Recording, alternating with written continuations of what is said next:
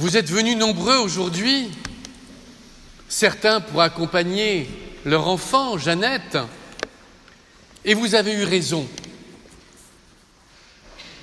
Ce dimanche est pour nous fondamental.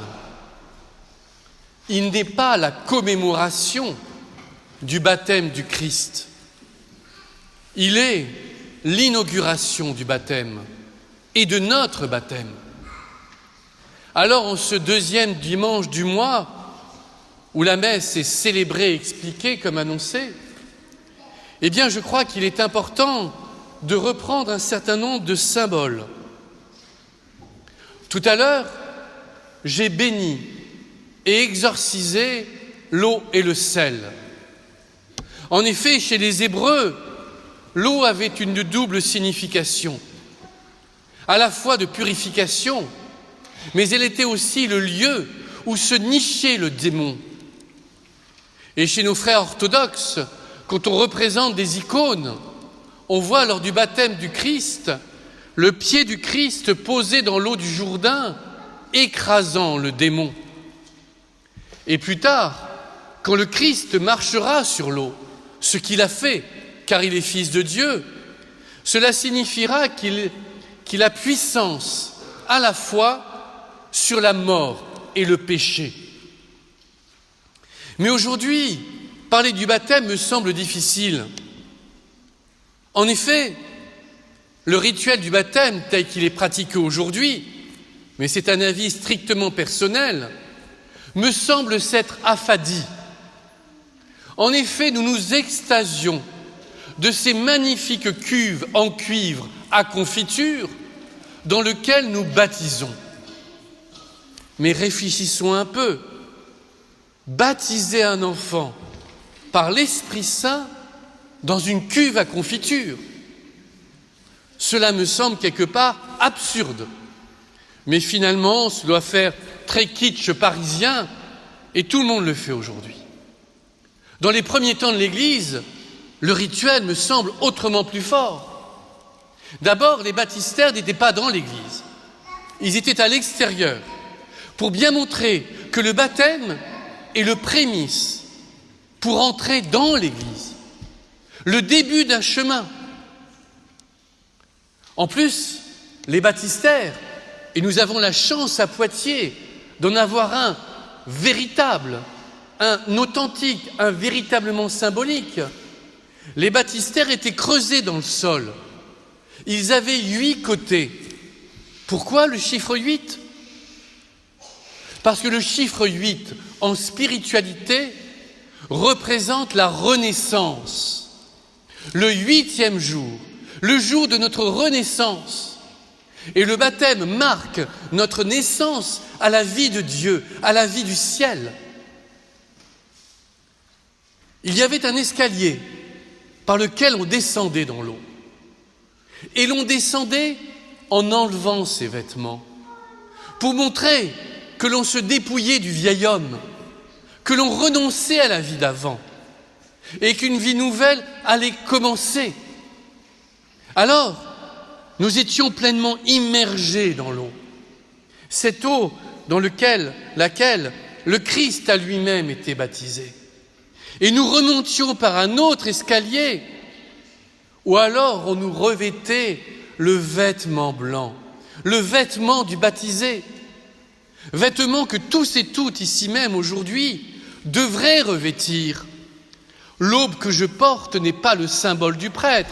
La preuve, à côté de moi, j'ai 2 personnes en aube qui peuvent maintenant s'asseoir et qui sont en blanc, témoins de notre baptême.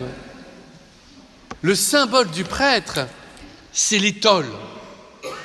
La chasuble elle-même ne représente pas le prêtre, mais elle est symbolique, ou du moins elle devrait signifier quelque chose.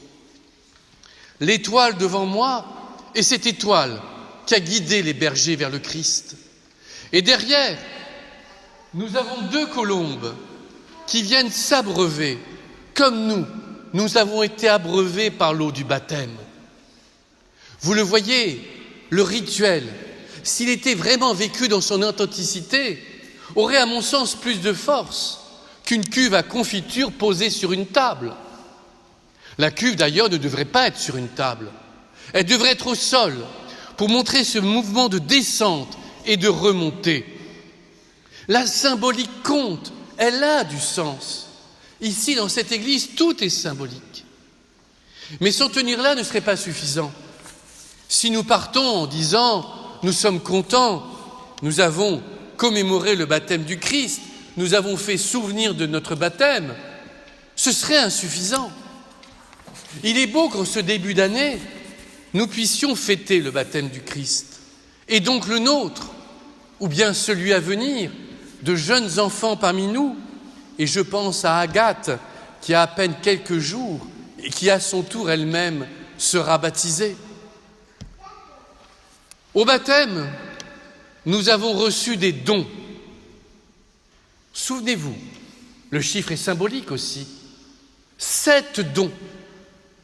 Connaissons-nous ces dons par cœur? A priori, pour la plupart d'entre nous, la réponse va être non. Mais alors, comment faire fructifier quelque chose dont nous ne connaissons même pas le nom? Sommes-nous des chrétiens d'opérette ou de vrais chrétiens? Ces dons que Dieu nous a donnés, nous avons, avec sa grâce, à les faire fructifier. Alors, je vous les rappelle, avant que, dès cet après-midi, vous repreniez votre catéchisme ou vous alliez sur Internet pour avoir la liste devant vous et vous demander où j'en suis par rapport à chacun des dons. Le premier don, c'est le don de la sagesse, qui semble bien manquer à notre société actuellement. La sagesse fait goûter la présence de Dieu. La sagesse nous permet de vivre notre vie avec la grâce de Dieu et de ne pas nous laisser égarer dans l'erreur. L'intelligence, le deuxième don, n'est pas seulement cette intelligence cognitive, réflexive, qui nous permet de réfléchir. Chez les mystiques, l'intelligence désigne tout à la fois notre capacité de compréhension, mais aussi notre capacité de contempler Dieu. Dieu, par le baptême, nous rend capables de le contempler. La science de Dieu, elle nous permet de voir Dieu à l'œuvre. Et aujourd'hui, je vois les merveilles de Dieu en vous regardant, chacun d'entre vous. N'est-ce pas extraordinaire que 2000 ans plus tard, des hommes et des femmes viennent assoiffés de Dieu? N'est-ce pas extraordinaire de voir dans les sœurs et dans leur fidélité dans la prière tout au long de leur vie l'œuvre de Dieu? Arrêtons de ne voir dans la société que ce qui va mal. En voyant uniquement ce qui va mal, nous devenons comme tout le monde, de bons et gros râleurs, et cela ne sert à rien. Le don d'émerveillement, le don de louange appartient à chacun d'entre nous. Sachons avoir cette science de Dieu. Sagesse, intelligence, science. Il en reste 4. La force. Oui, la force nous est donnée par le baptême. Parce qu'être chrétien n'est pas facile. Être chrétien nécessite de la persévérance. Et aujourd'hui, parfois, nous manquons de persévérance. Je vais à la messe, j'y vais pas. Oh, j'ai envie. Non, c'est trop tard. On ne se pose pas la question quand on aime quelqu'un. Je lui dis « je t'aime ». Non, je suis fatigué, je lui dirai demain. Le dimanche, Dieu nous appelle et nous demande de venir.